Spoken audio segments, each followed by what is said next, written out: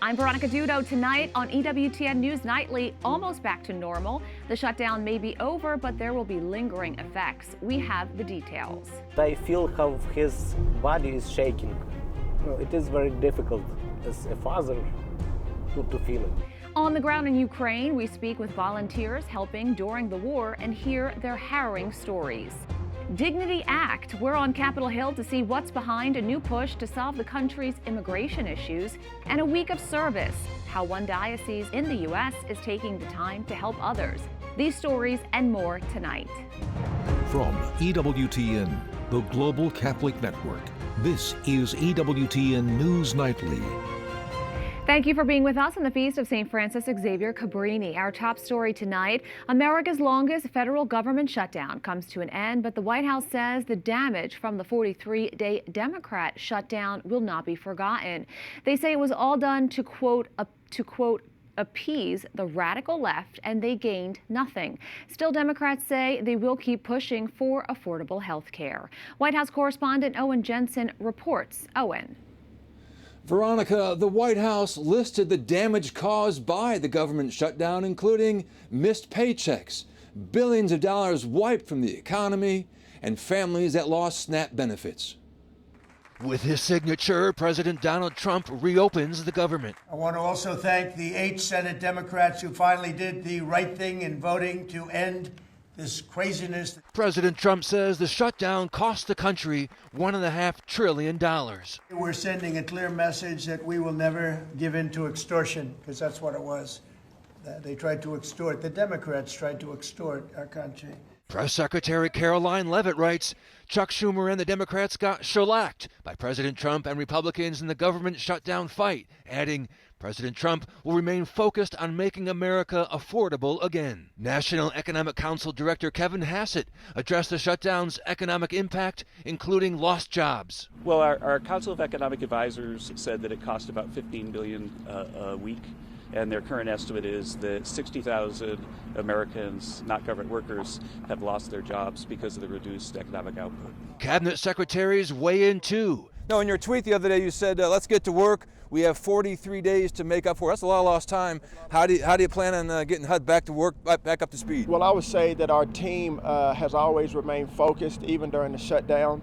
We remain very diligent and vigilant on our mission. And Homeland Security Secretary Kristi Noem praises TSA workers who kept working without pay. So today we are announcing that we are going to be handing out bonus checks of $10,000 to TSOs, to agents who worked for TSA who served with exemplary service. Democrats who broke with their party to reopen the government say the pain was too much.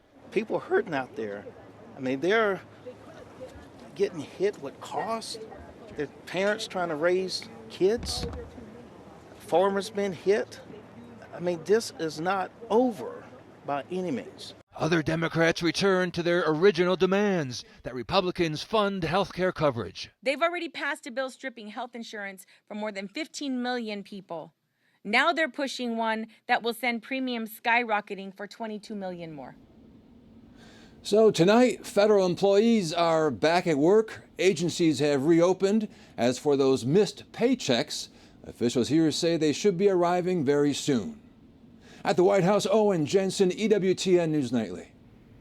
Though the shutdown has ended, there will be lingering effects. Flight reductions of 6% will remain at 40 major U.S. airports. The cuts were implemented last week as more air traffic controllers were calling out of work. The 6% cut remains in place so officials can assess whether the air traffic system can return to normal operations safely. Joining us for more is Henry Hartveld, industry analyst and president of the Atmosphere Research Group. Henry, thank you so much for joining us. So the shutdown is over, but effects remain. When will things get back to normal? Well, the path to normality runs through the FAA. The faster the FAA says that airlines can resume normal operations, the faster we get back to full schedules of flights. Now, with Thanksgiving just 2 weeks away, what should air passengers consider as they prepare to travel? Well, I'm going to be one of those. My hope as an analyst is that the FAA will allow airlines within the next few days to start resuming normal flights, that 6% reduction in flights either goes away completely or gets cut and then gets cut again back to zero.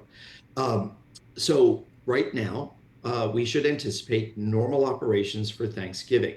We do have to remember, though, that the Thanksgiving travel period actually begins a week from Friday and runs through the Monday after Thanksgiving.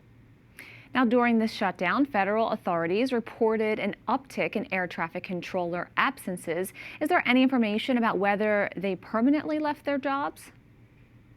We don't have information about that, Veronica. What I have heard is that resignations increased. Retirements increased from a normal 4 a day to as many as 15 a day during the shutdown. But how many retirements, the FAA has not specified, nor have they specified how many controllers have quit their jobs. What we are seeing is that controllers are returning to work. The promise that they will get their back pay paid within the next few days, I think, has done a great deal to help motivate those hard workers to get back to the job. And how about the airlines themselves? How much money did they lose, and what effect, if any, will that have on travelers? The airlines have not specified how much money they've lost. We do have to remember that many flights, thousands of flights were canceled, a lot of those passengers were rebooked on other flights. So the airlines will probably report this when they announce their fourth quarter earnings in January of next year. We did hear from Delta CEO Ed Bastian, who said that 2,000 flights were canceled and that the airline will take a revenue hit this quarter from the shutdown. Passengers, however, shouldn't expect anything as a result of this. The airline business is intensely competitive. Price competition remains. So I think from that standpoint, it will be business as usual. Henry Hartfelt, thanks so much. Thank you. Next week, the House will vote on a measure mandating the full disclosure of the Justice Department files related to the late sex trafficker Jeffrey Epstein. This comes after lawmakers released more than 20,000 pages of documents from the Epstein's estate, including some that mention President Trump. The White House said the emails were selectively leaked by House Democrats to create a false narrative to smear the president. Let's discuss this with Monet Ukbe-Urua. He is an editorial board member of the Wall Street Journal. Thanks so much for joining us. Thanks for having me. So can you explain to our viewers why this has become such a politically charged issue? Well, it's an interesting one, and one that I don't think many people saw coming at the time of the November election. It wasn't a huge issue, but it does make a certain amount of sense from Democrats' perspective.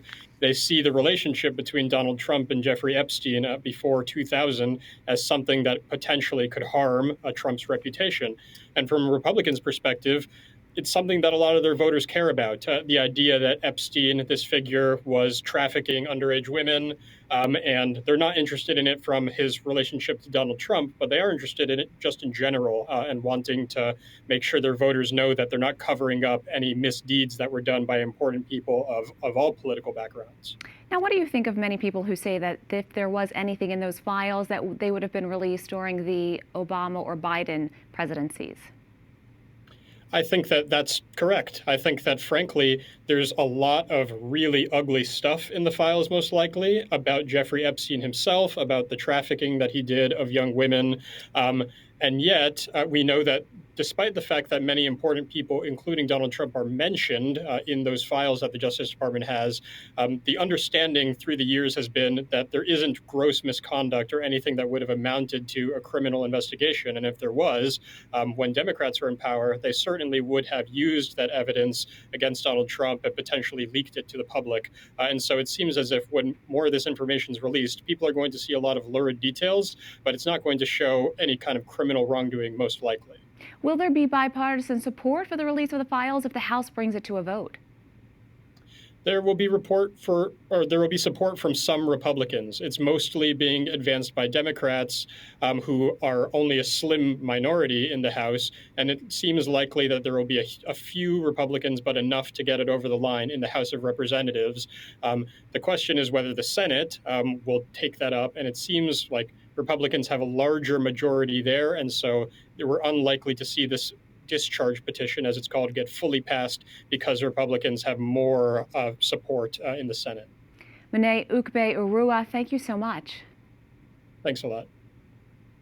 For the first time in 12 years, the U.S. Conference of Catholic Bishops issued a special message regarding immigration and deportations in the United States while acknowledging the right of nations to secure their borders. The bishops also said Catholic teaching exhorts nations to recognize the fundamental dignity of all persons, including immigrants.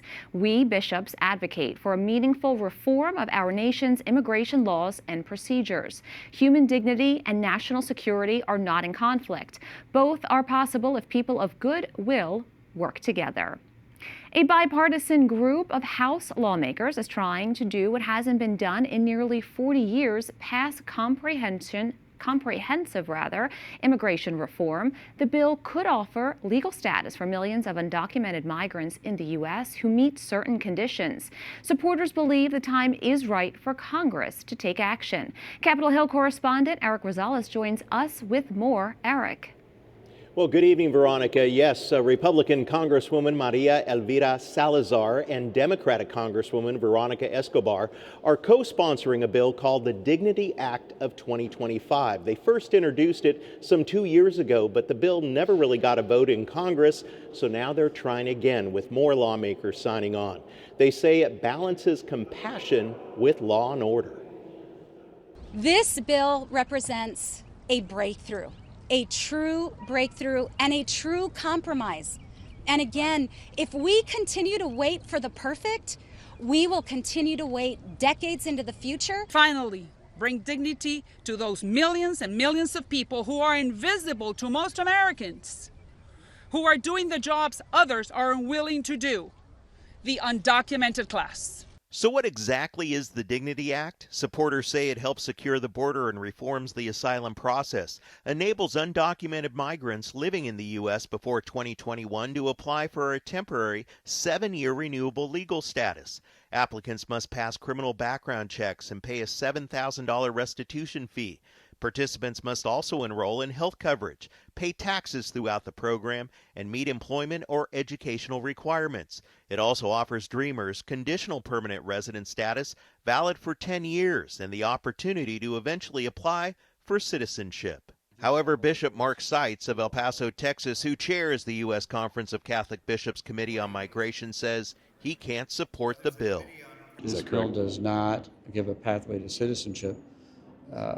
Even with, whatever steps they have to take or however long, we're concerned about the creation of an underclass within our country. Opinions from policy and industry experts are mixed. The U.S. Chamber of Commerce supports the bill, stating, quote, "The bipartisan bill offers sensible solutions for the legal immigration system, addresses critical workforce needs for businesses, and advances American innovation and productivity," while others, like the Immigration Accountability Project, found numerous flaws. It states the bill allows waivers for illegal aliens who have committed misdemeanors like drug trafficking, prostitution, and even voter fraud, and limits immigration enforcement actions in or near protected areas like schools and churches.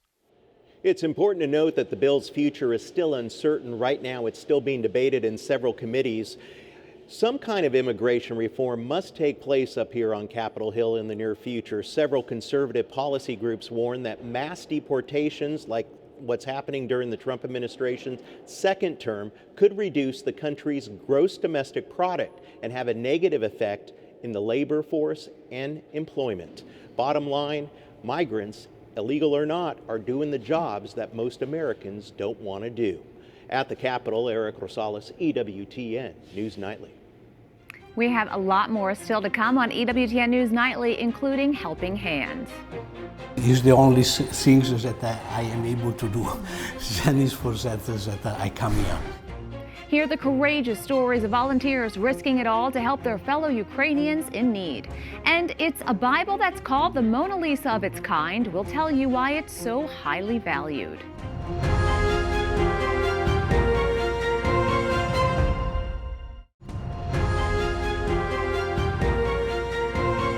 Turning now to Ukraine, where Russian forces are making further gains on the ground.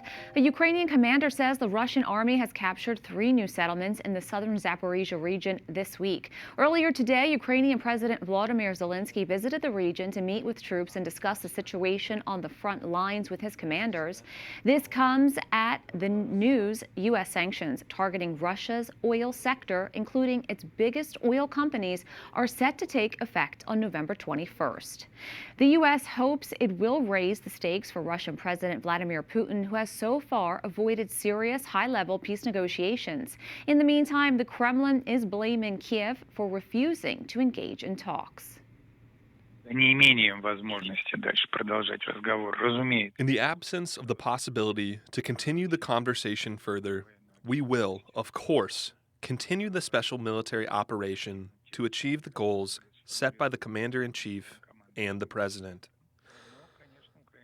Amid these statements, the Ukrainian side must know that sooner or later it will have to negotiate, but from a much worse position. The resilience of civilians in Ukraine persists. Following the full invasion of the country, many people fled, but thanks to volunteers in all fields, people have been kept alive and hope continues. EWTN News Vatican correspondent Valentina Di Donato was in Ukraine and met some of those volunteers. From the start of the war in Ukraine, men and women in every field of operation have volunteered in providing critical support to people when the government and official military could not. Doctors from around the world felt compelled to go to the medical frontline, bringing their skills to this dire situation. Italian doctor Roberto Brambilla was one of them. My specialty is to treat the wounds. And for all my life, I treat wounds. It's the only things that I am able to do. Then it's for that I come here. After going into retirement, Dr. Brambilla decided he wasn't done. After seeing the images of the injured, he felt the need to help, which brought him here to the St. Nicholas Hospital in Lviv. Bringing the skills from his long career, he was instrumental in creating what has become one of the most forefront regenerative care departments in Europe, even refusing his salary and asking it to be donated here. At the beginning of the war, when you were here, how many people were you treated? How many children did you treat for war wounds?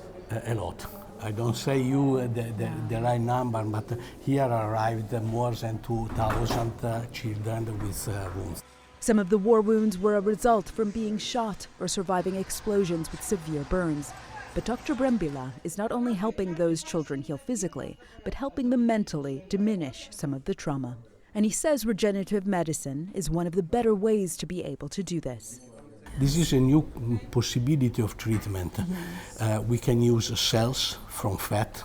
We can use dermal substitute that is artificial skin to treat these patients, and we can have a very fast healing and a different healing with no scar. That is important, I think, most important for children. And for children in this terrible situation. The network of volunteers in every field of operation here in Ukraine has been essential from the start of the war. It has become a real human community network that people rely on. Bogdan was one of the volunteers from the start of the war in Ukraine, working with the Order of Malta. I remember the first days. On the first days when everything started, all embassies, humanitarian organizations, they have safety and security plans. They were evacuated. There were no professionals who can really help to people, but there were a lot of volunteers. As a Ukrainian father of 4 under the age of 18, he is exempt from serving in the war, but he wanted to help his country. Honestly, on the first months, I was the only person in Maltese Relief Service who had this reservation from the army. And if you have this reservation, you are able to go abroad. That meant he was able to do what many others could not. Bogdan was able to bring some of that essential aid into Ukraine. But still, somebody needs to do it. But the local workers and volunteers are not just helping other people survive this war. They and their families are in the midst of it too. The last time it was a big massive missile attack. We didn't go to the shelter. We just lay in the corridor between two walls, and we hear this drone sound of drone, and every time you feel like it goes straight to you. And all my children were laying in the corridor, and I just lay on them, on my older son, Andrei, and I feel how his body is shaking. You know, it is very difficult as a father to feel it. But Bogdan fears the impact of war on children will persist long after the bombs and drones stop. Difficult, maybe they're smiling, maybe they're joking, but nobody knows what they feel inside. And I know that all these fears, it will go with them through all their lives. In Lviv, Ukraine, Valentina DiDonato for EWTN News Nightly. Up next on EWTN News Nightly, Love in Action, how one diocese is putting faith into action with more than 100 service projects. Plus, a rare Bible is on display for a limited time. Find out why the art inside is compared to the Mona Lisa.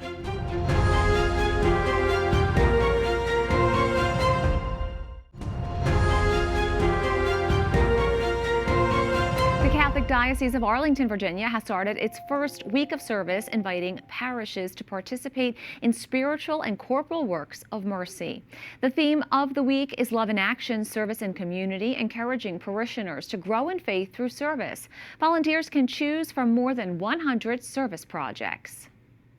Joining us now to discuss this Diocesan Week of Service is Father Tom Ferguson, who is on the Week of Service Planning Committee. Thanks so much for joining us. You're welcome. Great to be with you today. Father, first tell us about this week and how it came to be. Sure. To put it in a context, back in 2021, Bishop Burbidge implemented a strategic plan for the Diocese of Arlington after a lot of consultation with clergy and lay leaders, diocesan and parish leaders. The strategic plan really is meant to promote efforts in all aspects of church life, including evangelization, faith formation, family life, spiritual growth. And then one of the important pillars of the strategic plan is to deepen our commitment to charitable works. And as we implement the strategic plan, there are a total of 23 specific initiatives to implement the plan. And one of the initiatives to implement the pillar of deepening our commitment to charitable works is to have a diocesan week of service. And at the very beginning, at the outset, we acknowledge parishes, schools, we're engaged in works of service every day. But the week of service that we're all participating in right now has given us an opportunity to be conscious of how we work in communion with one another as members of the church. We're not just isolated as parishes or schools doing our own thing, but we're working in communion with one another, as our theme for this week speaks of, really to work together in a spirit of solidarity and community, putting our faith and our love into action by serving people within our parishes, in our local communities. As you highlighted, having that community, this involves all of the parishes in your diocese. Can you tell us about some of the projects that they'll be involved with? Right. It's involving all the parishes, all the schools as well, and even our chancery offices are participating in the week of service. We've tried to work in the week of service to promote participation in both the corporal and the spiritual works of mercy. So among other projects, we're seeing a lot of collections of food and of clothing, obviously some of the corporal works of mercy. We're also supporting a number of different pro-life ministries throughout our diocese, but also too, we're looking at the spiritual works of mercy. For example, visiting those who are in prison, not necessarily going into the jails or the prisons, but really helping people by providing words of encouragement and even some practical things that they may need when they re-enter society after finishing a jail or a prison sentence. Or we're trying to really encourage visits to homebound people who really might be suffering from that poverty of isolation and loneliness. And also too, a part of our effort will be to encourage a greater care for creation. Tree planting in our parishes and school sites was another one of the real categories of service that we were encouraging parishes and schools to be involved with in this week. Father Tom Ferguson, thank you so much. Thank you. Great to be with you. Thank you. One of the Renaissance's greatest treasures is on a rare public display for the Vatican's Holy Year celebrations. The 15th century Borso d'Esti Bible is known for its spectacular miniature paintings in gold and Afghan lapis lazuli. It will remain on display in the Italian Senate until January 16th before returning to its safe at a library in Modena. The Bible was created between 1455 and 1461. Its curator calls it the Mona Lisa of illuminated manuscripts for its beauty and craftsmanship. We thank you for watching tonight. Remember, you can follow us on social media, Facebook, X, YouTube, and Instagram at EWTN News Nightly. I'm Veronica Dudo. Good night and God bless.